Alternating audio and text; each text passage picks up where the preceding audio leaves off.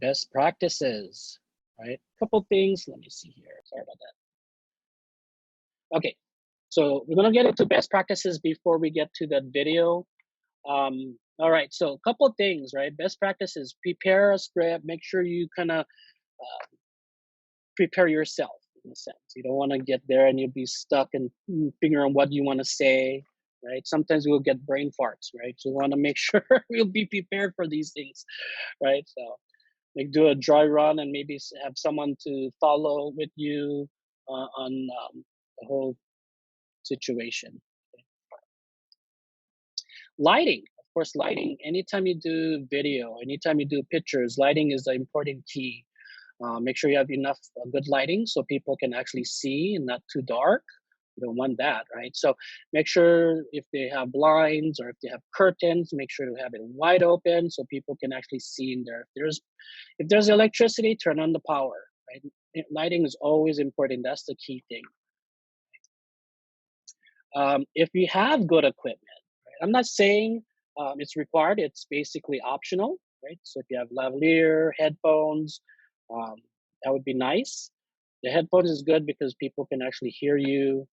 Um, there's headphones that come with your phone. You can use those. Okay? You don't have to buy an expensive equipment, but if you do have those equipments, feel free to use them. Right? Better advantage for you. Okay? Ensure you have good signals. Right? A lot of times we'll be using our mobile device, so we have 4G technology. I believe some phones now have 5G technologies. So have good signals. There's some areas that may be spotty, but make sure again that's where number one comes into place. Prepare yourself. Make sure you do dry runs and make sure you have all that stuff before you do your virtuals. Right.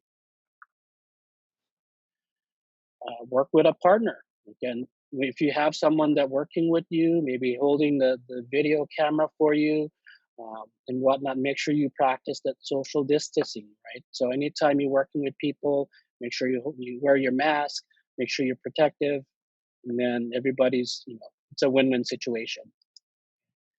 Like this one is very important because I've attended virtual showings, and if you don't keep your phone clean and your camera clean, it's gonna look like it's hazy, right? Anytime you're showing something, even when you're taking pictures, make sure you clean the back of your camera. We don't think about these things, but you have to, especially with the camera phones. And folks, in back of your camera, the camera, just clean it. You can just use regular Kleenex, clean it up. Boom. It's not that difficult. You don't need to get special cleaner or anything, right? So make sure you clean it up.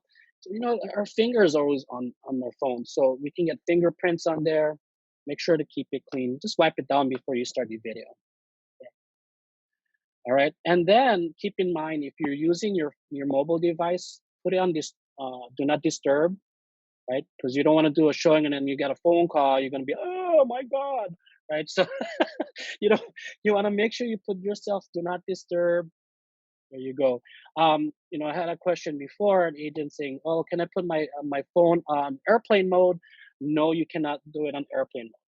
Okay, because then you cut yourself from the internet and you don't have no signal. All right, so make sure just do not disturb. You're good to go, or maybe make sure you turn off all those other alerts that you have on your device while just doing your showings. Okay, make sure you maintain the confidentiality with the visitors that's coming in through, right? So if they have any questions about, what you want to offer or whatnot, again, keep that between you and the clients. All right. So make sure to determine if the visitor that is working with another realtor before offering services, right? That's like most common questions. Try to show the scale of the property. It's the ceiling, how high the ceiling, right?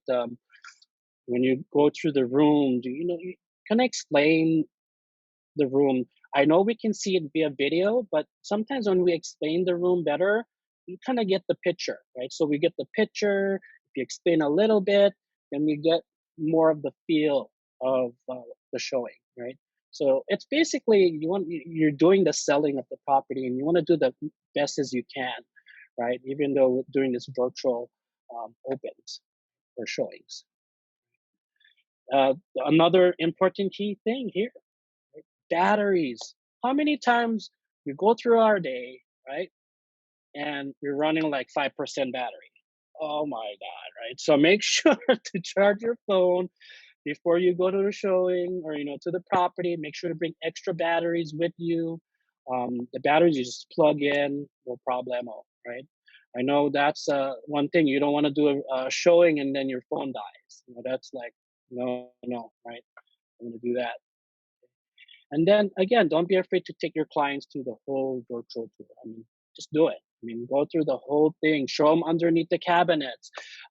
Open the if there's curtains in the tub area, open it up. Show them the tub area, right? So do as much selling as you can with the property, right? You want to show them as much as possible because you want to be there, but you can't be there, right? So you want to be there for them.